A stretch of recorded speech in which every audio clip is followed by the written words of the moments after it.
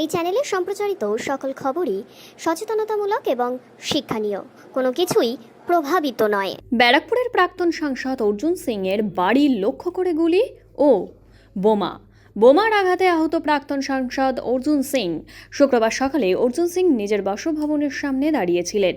সেই মুহূর্তে হঠাৎই তাকে লক্ষ্য করে এলোপাথারি গুলি ও বোমা চালায় স্থানীয় তৃণমূল নেতা নমিত সিং ও তার দলবল। ফের উত্তপ্ত ভাটপাড়া, দফায় দফায় সংঘর্ষ।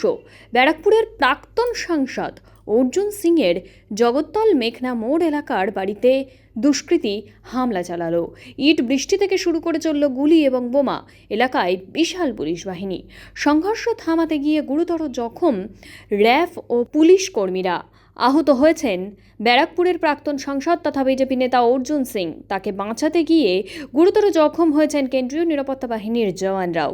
অর্জুন সিংয়ের উপরে এই হামলার অভিযোগ তৃণমূলের স্থানীয় কাউন্সিলরের বিরুদ্ধেই। তৃণমূলের পাল্টা হামলার অভিযোগ অর্জুন সিংয়ের বিরুদ্ধে।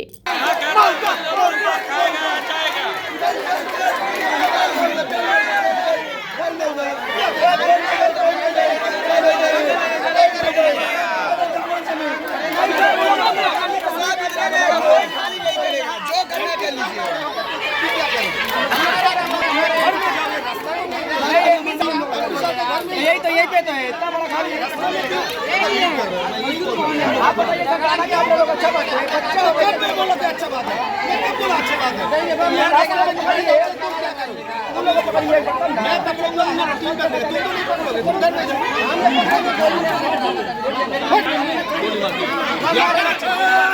लाठी मेरे सुनो गोली मार दिया तुम्हारे साथ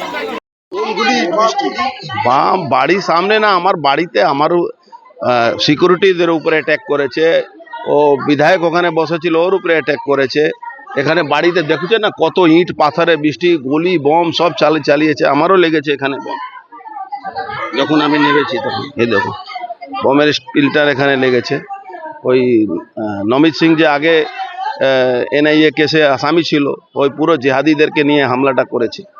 তৃণমূল কংগ্রেস আর পুলিশের সামনে, পুলিশ এখানে উপস্থিত। এখানে পুলিশ দিয়ে লাভ কি আছে? এখানে পুলিশ আর ক্যামেরা একটাই জন্য আছে, শুধু আমাদের উপরে অ্যাটাক করার জন্য। ক্যামেরা তো সব ধরা পড়েছে। কি ধরা পড়েই কি হবে? আপনি গুলি চালাচ্ছেন, বম চালাচ্ছে, আবার ক্যামেরাতে ধরা পড়ে, তাতে কি যায় আসে?